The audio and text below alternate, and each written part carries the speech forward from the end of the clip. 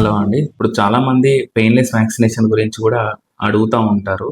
అసలు ఈ painless vaccine అంటే ఏంది? పెయిన్‌ఫుల్ వ్యాక్సిన్ అంటే ఏంది? వాటి యొక్క డిఫరెన్సెస్ ఏంది? మనం ఈరోజు తెలుసుకుందాం. బేసికల్లీ పెయిన్‌లెస్, పెయిన్‌ఫుల్ అనే కాన్సెప్ట్ ఓన్లీ డీపీటీ వ్యాక్సిన్‌కి మాత్రమే అండి. వేరే వ్యాక్సిన్స్‌కి అలాంటి కాన్సెప్ట్ ఏం లేదు. అండ్ ఫస్ట్ విషయం అర్థం చేసుకునేది ఏందంటే పెయిన్‌లెస్ అంటే నొప్పి ఉండదని కాదు. ఇంజెక్షన్ పెయిన్ రెండింటికి సేమే. డీపీటీ ఇప్పుడు మనకు గవర్నమెంట్ షెడ్యూల్‌లో వేసే డీపీటీ హోల్ సెల్ పర్టూసిస్ అనేది ఉంటుంది దాంట్లో.